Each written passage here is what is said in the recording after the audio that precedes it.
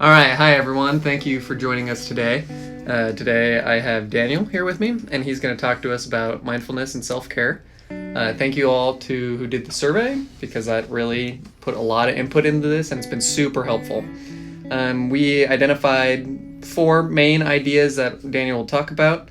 The first one being basic needs, the second being people-pleasing, third being setting boundaries, and time management being the last. And then he will go through a guided therapy example.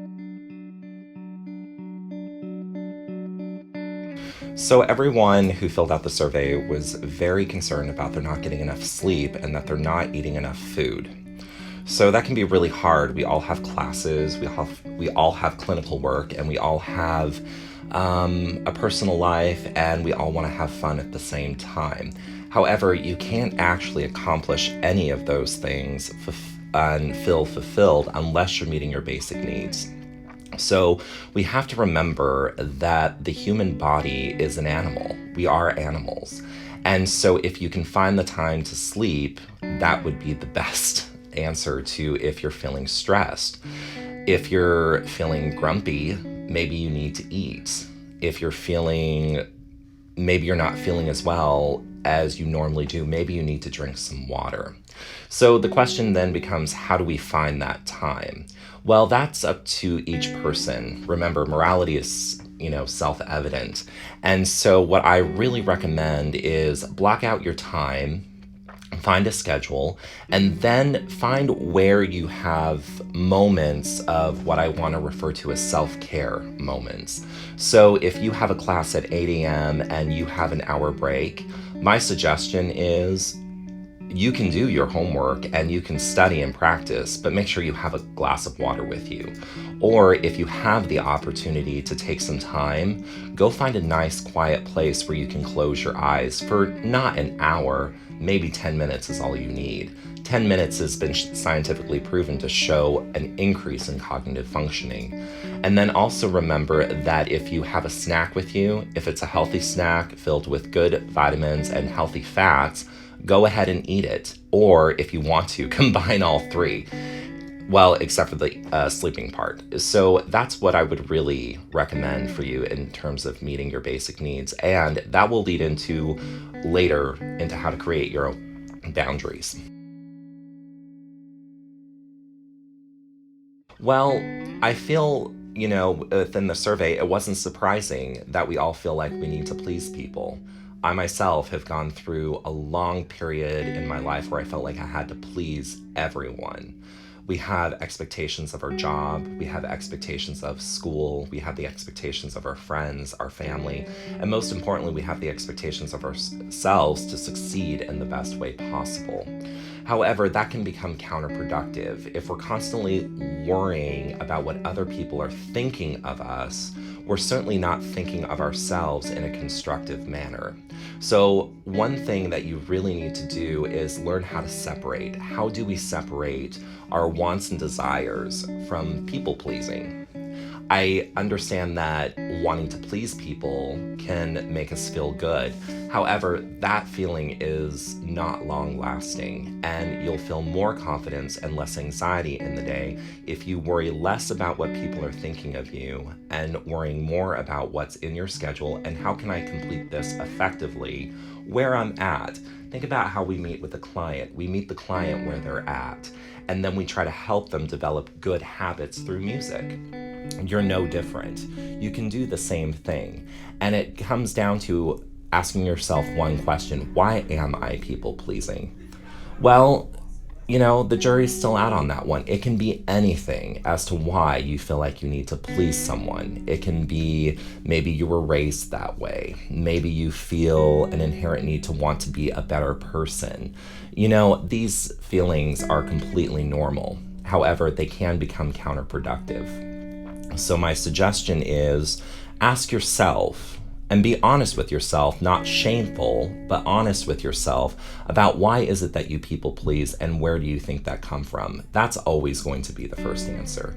Once you find that answer for yourself, which may be very obvious at the beginning or may take quite some personal soul searching, either way, you've still ended up a much more confident person in learning about yourself, which will then help you become a better person and a better therapist to go out and help treat your clients. Well, again, that's to each his own. Some people feel like they have to please everyone. Sometimes people feel like they have to please certain people. When I was a supervisor, I found that people who were constantly wanting to please their teachers, well, it's because they had this idea that they had to be perfect. Remember, you don't have to do anything. It's a choice to be in school. It's a choice to want to do well. That sounds completely strange, but it's a choice. And sometimes people feel like their personal lives matter more, so I find that they care a lot about what their friends think about them, to the point where it becomes distracting, or they care so much about what their family thinks of them and their choices. The last one's the trickiest. My suggestion is, if you feel the latter two, please go find a therapist who can help you find constructive ways in communicating this to them. Otherwise, again, self-reflection is always best when you're trying to figure out why you're people-pleasing with adults and teachers.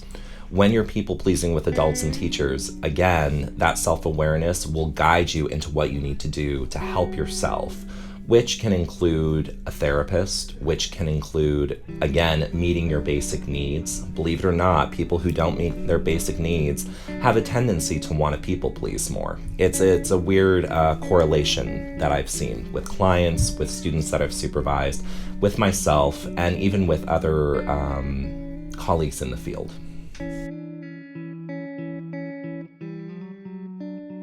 So in order to set appropriate boundaries, I really recommend that you talk with a counselor or someone who's very close with you, who knows you well, who can objectively give you the right information. Sometimes friends can be subjective, sometimes parents can be subjective, and sometimes teachers, they're still human too, can be subjective.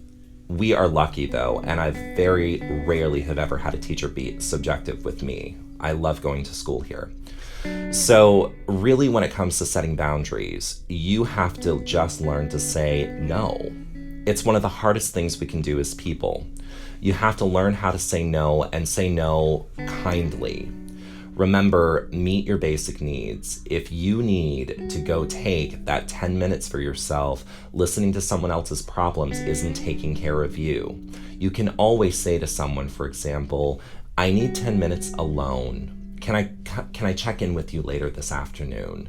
Or if you need to go study, you just have to say the same thing. Insert the study. If you need to go practice, whatever it is, you have to learn to say no. Remember, no is a complete sentence.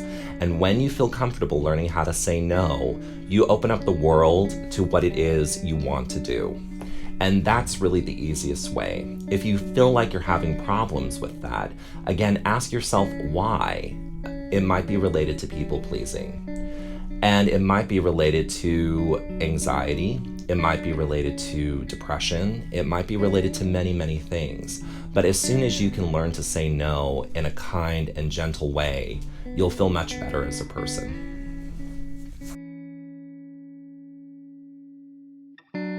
So in order to reschedule, what has always been beneficial with me is to be organized with my time.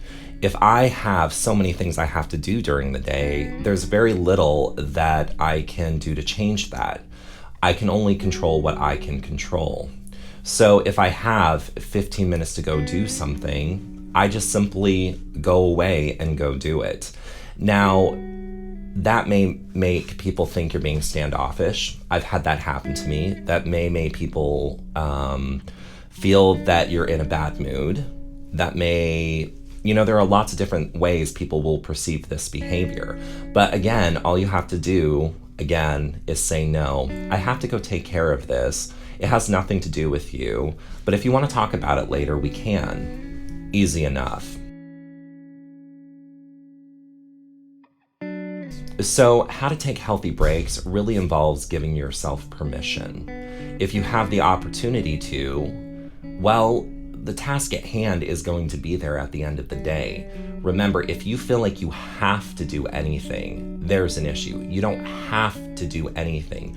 You chose to be in school, and you chose to be in this degree program. No one's forcing you to do it. So therefore, you have the ability to give yourself permission to give yourself a 10-minute break, sitting quietly.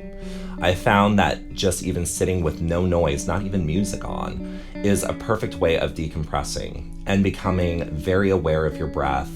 And with becoming very aware of my breath, I can think about, again, my basic needs. My body will keep the score, and my body will tell me what it is I need. And in that break, I could go have that snack, rest, drink some water, maybe even plan out the rest of my day. Whatever it is, that's one of the most effective ways to keep control of your day, is to stay organized, but not overdo it. We're all perfectionists in some shape, way, or form. And again, we can all overdo that. If you feel like you're becoming so micromanaged that it becomes stressful, that's a big clue that you need to go back and rebalance. Ask yourself, what's happening? Why am I feeling this way? Awareness is self-key.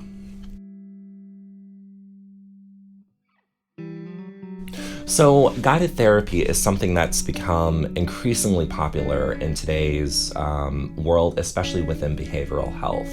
I encourage all of you to really read the works of Bessel van der Kolk. His leading expertise in trauma-informed care, as well as how he has dealt with mindfulness and within the expressive arts, is really, really quite fascinating. I became interested in guided body practices about 10 years ago, and I've been practicing them ever since. I've found a very large decrease in my anxiety. I no longer have symptoms of fibromyalgia. I also no longer suffer from migraines, and if I do, they're very few and far between. So they have really helped revolutionize my life and how I think about things. It's taught me to be human. It's taught me to be vulnerable and honest with people. It's taught me to learn how to control my temper. Now, with that said, I'm still no perfect human being. I still crash and burn on plenty of these issues. But again, self-awareness is key, and that's the purpose of a guided body practice. How do I become one with my breath so that I can learn how to retrain my mind and body to be a better person? That's really the end goal at the end of the day. If you have any other questions, or if you feel like none of this made any sense, please email me at deshf2@mail.umkc.edu. I really recommend that you not go ahead and try any of these practices yourself. Find someone who has a background in psychology and trauma-informed care before seeking this out. Remember, these practices have become very, very popular, and you don't want just anyone who has a basic certification in this taking control of your life. You want someone you can really trust. And that's all I have for right now. But again, please email me if you have any questions, and I would be happy to speak with you.